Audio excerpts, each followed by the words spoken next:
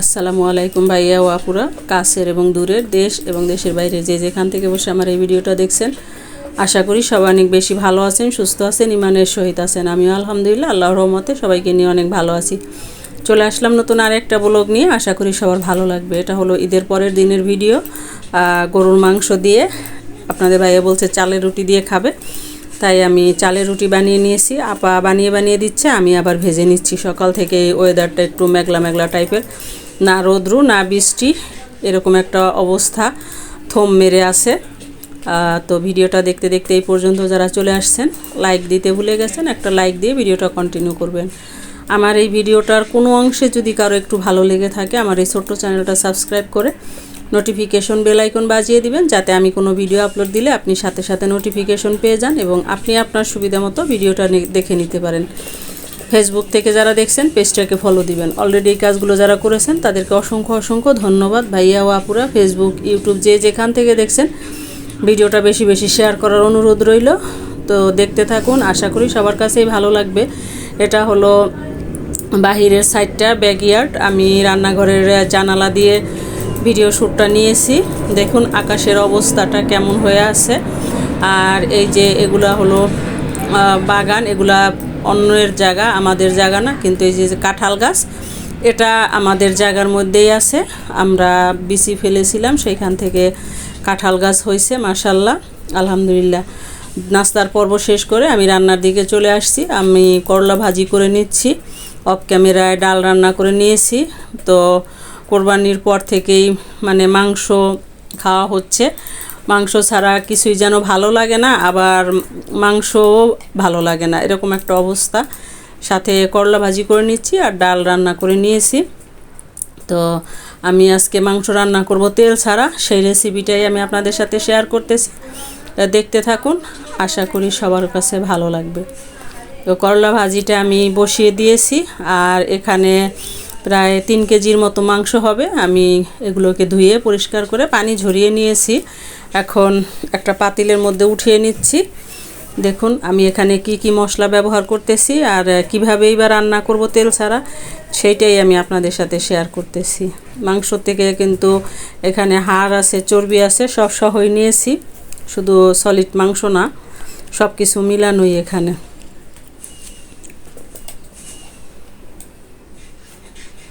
তো উঠিয়ে নিলাম। আমি এখন একে একে মশলাগুলো দিয়ে দিচ্ছি। এখানে আছে 1 কাপ আদা রসুনের পেস্ট, এটাকে আমি এর মধ্যে দিয়ে দিচ্ছি। আর আমি নিয়ে নিয়েছি এখানে ধনিয়া জিরার পাউডার একত্রে, গোলমরিচ গুঁড়ো করে নিয়েছি, তেজপাতা কেটে নিয়েছি আমি হলুদ পাউডার দিয়ে দিয়েছি, আমি লবণ স্বাদ মতো।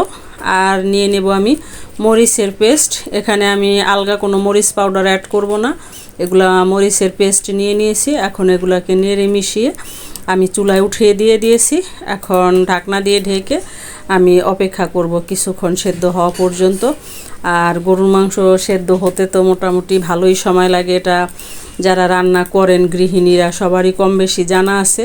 অত বড় ভিডিও তো আর আনা যায় না, সেহেতু মেন অংশ যেটুকু না আনলেই নয়, সেটুকু এনেই চেষ্টা করছি আপনাদের সামনে উপস্থাপন করার জন্য। এখন আমি ঢাকনা দিয়ে ঢেকে অপেক্ষা করব। ফিরে এলাম 10 মিনিট পরে। এখানে দেখুন মাংস থেকে তেল উঠে গেছে, এবারে আমি নেড়ে মিশিয়ে নিচ্ছি। আমি এখানে কিন্তু কোনো রকম তেল দেই নাই, বারবারই বলে দিচ্ছি, তেল ছাড়াই আমি আজকে মাংসটা রান্না করে নিচ্ছি। আর এইভাবে যারা এখনও রান্না করেন নাই, একবার হলে রান্না করে খেয়ে দেখবেন। আর যারা গরুর মাংস যাদের পছন্দ, তাদের কাছে তো বলাই বা লাগবে না যে এভাবে রান্না করলে কতটা টেস্ট হয়। তো যাই হোক, আমি নেড়ে মিশিয়ে আরও কিছুক্ষণ ঢাকনা দিয়ে ঢেকে অপেক্ষা করব।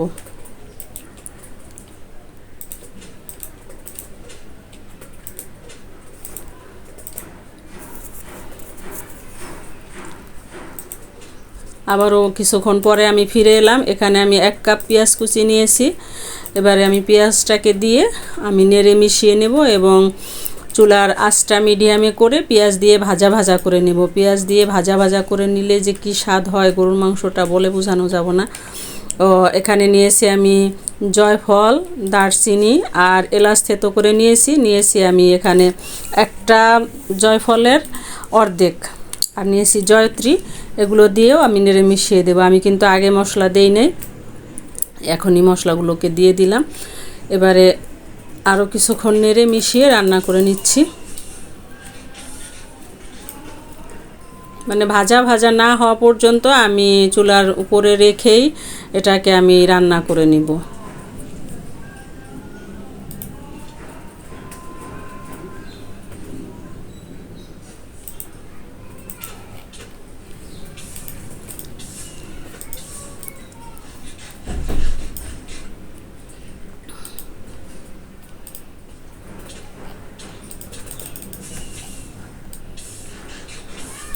অন্য চুলায় আমি গরম পানি বসিয়ে দিয়েছি। আমি এখানে গরম পানি ব্যবহার করব, আপনারা চাইলে ঠান্ডা পানিও ব্যবহার করতে পারেন। তো গরম পানিটা দিলে একটু ভালো হয়, তরকারির টেস্টটা ভালো আসে, যার কারণে গরম পানিটাই আমি দিয়ে দিয়েছি। আপনারা চাইলে ঠান্ডা পানিও দিতে পারেন, কোনো সমস্যা নেই, যার হাতের কাছে যেটা থাকবে সেটাই দিয়ে নেবেন।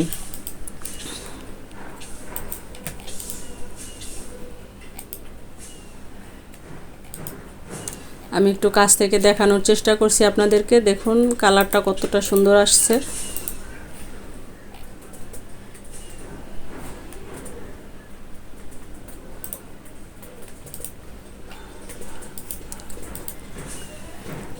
আমি পানি দিয়ে এখন মিডিয়াম হিটে রান্না করে নিব।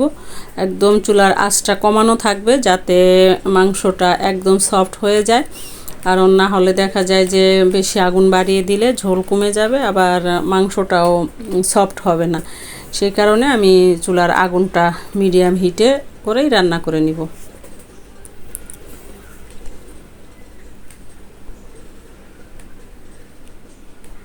ঢাকনা দিয়ে ঢেকে দিলাম।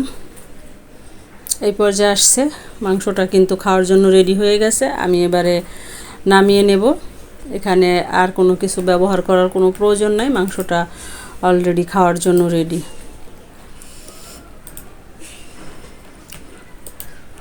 আমি আপনাদেরকে সার্ভ করে দেখাচ্ছি। আর চুলার হিটটা এখন এই পর্যায়ে একটু মিডিয়াম হিটে থাকবে, যাতে তেল উঠে যায় মাংসর থেকে।